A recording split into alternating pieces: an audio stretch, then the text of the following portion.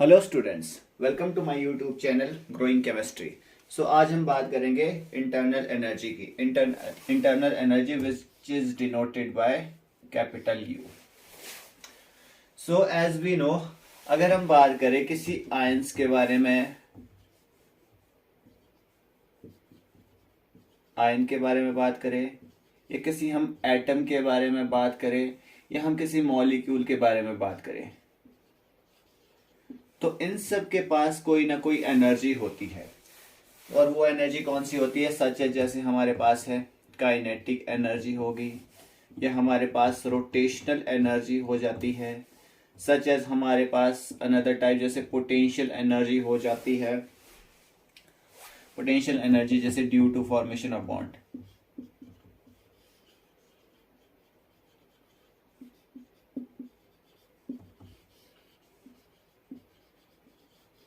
ठीक है।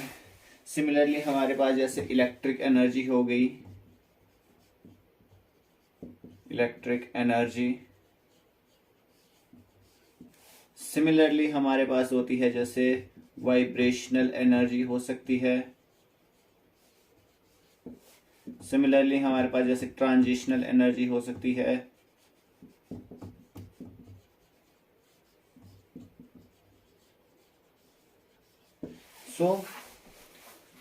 Nuclear energy हो सकती है।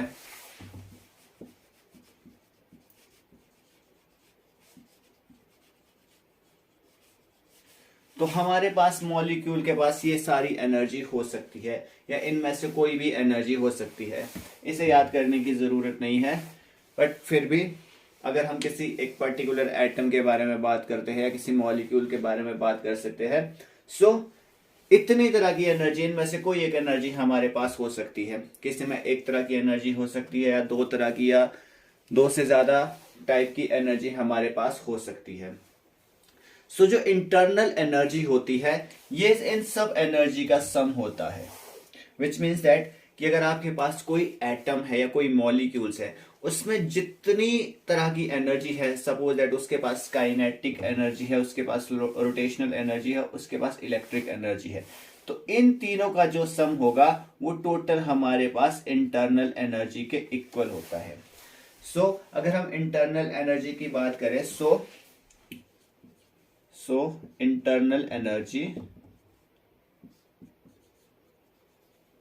Internal energy is the sum of all the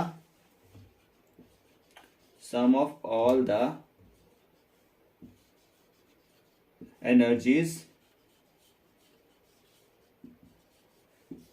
such as, जैसे आपके पास हो गया केमिकल एनर्जी हो गया, आपके पास मैकेनिकल एनर्जी हो सकता है, इलेक्ट्रिकल एनर्जी हो सकता है, मैकेनिकल या इलेक्ट्रिकल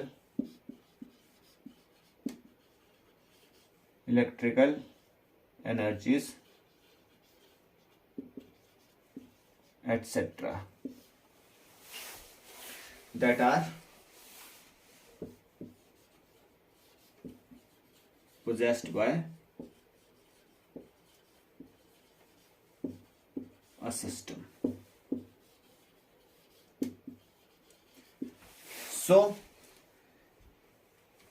जो आपके पास इन सब एनर्जी का जो सम होता है, वो उसको हम कह सकते हैं इंटरनल एनर्जी। अगर हम बात करें यू टोटल, यानी कि टोटल इंटरनल एनर्जी की, अगर इस मान के चलिए किसी मॉलिक्यूल्स के पास ये सारी की सारी एनर्जी है, तो हमारे पास क्या हो जाएगा?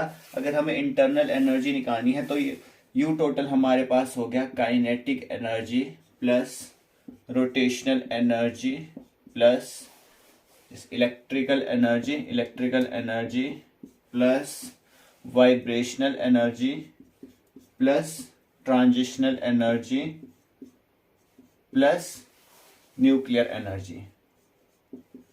तो इन जो टोटल एनर्जी का जो सारी की सारी एनर्जी का जो सम होगा वो हमारे पास होता है इंटरनल एनर्जी। सो यहां तक आप स्क्रीनशॉट ले लीजिए। इसके बाद हम पढ़ते हैं टोटल एनर्जी, जो इंटरनल एनर्जी है that can be affected bye.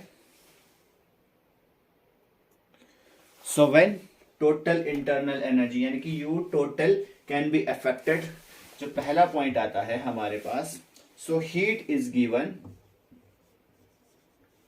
Heat is given or released by the system, or released by the system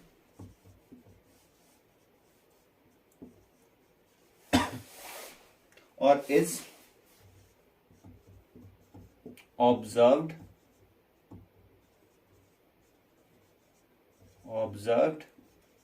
by the system. ये हमारे पास होता है पहला पॉइंट। सो दूसरा जो पॉइंट होता है हमारे पास वो है वर्क इज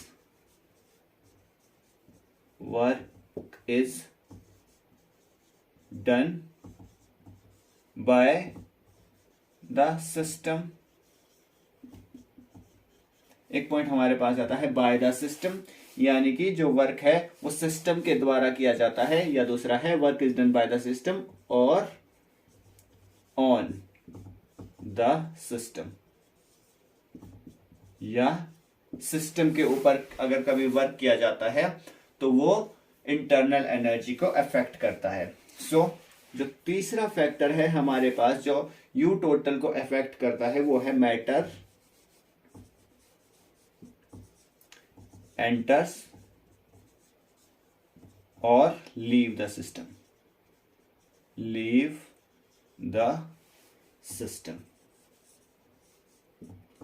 so ये सभी फैक्टर इंटरनल एनर्जी को अफेक्ट करते हैं।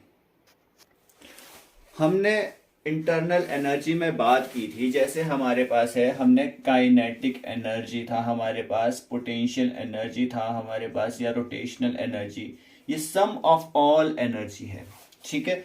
तो जब हम इसको सम करेंगे, सम ऑफ ऑल एनर्जी है, तो हमारे पास बनता है इंटरनल एनर्जी। तो जो हमारे पास इंटरनल एनर्जी है इसको हम मेजर नहीं कर सकते, हम इसको ओनली कैलकुलेट कर सकते हैं। तो जब हम इसको कैलकुलेट करते हैं तो ये हमारे पास हो जाता है स्टेट फंक्शन। सो हम इसके लिए बोल सकते हैं it can not be measure, it only can be calculated. So it is a state function because we only can calculate them. So अगर हम बात करें इंटरनल एनर्जी की, so we are interested in change in internal energy. हम सिर्फ internal energy के में कितना चेंज आ रहा है, हमें सिर्फ उस बात से मतलब है। सपोज दैट हमारे पास ये ए कन्वर्ट हो रहा है हमारे पास बी में, तो हमारे पास जो इसकी इनिशियल जो इंटरनल एनर्जी होगी वो U1 है, ये हमारे पास U2 है। सो एनर्जी में कितना चेंज आ रहा है, इंटरनल एनर्जी में कितना चेंज आ रहा है, हम सिर्फ इस बात पे ही निर्भर करते हैं और हमें बाकी चीजों से कोई लेना देना नहीं है। अगर हम चेंज इन इंटरनल एनर्जी की बात करें, so delta U is equal to U2 minus U1, यानी कि फाइनल माइनस इनिशियल। ये हमारे पास हो गया इनिशियल और ये हमारे पास हो गया फाइनल। सो हमारे पास होता है जो चेंज इन इंटरनल एनर्जी होगा वो होगा फाइनल माइनस इनिशियल, या हम इसको कह सकते हैं delta U is equal to U final minus U initial.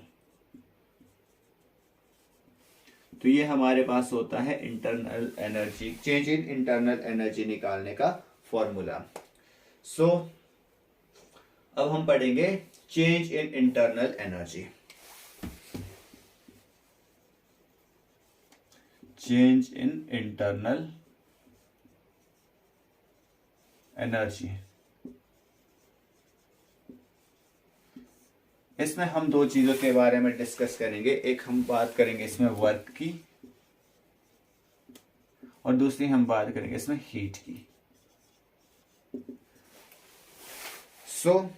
Change in internal energy पढ़ेंगे हम अगले लेक्चर्स में। वीडियो अच्छा लगे तो वीडियो को कीजिए like and share, and channel को कीजिए सब्सक्राइब। अब मिलते हैं अगले लेक्चर में।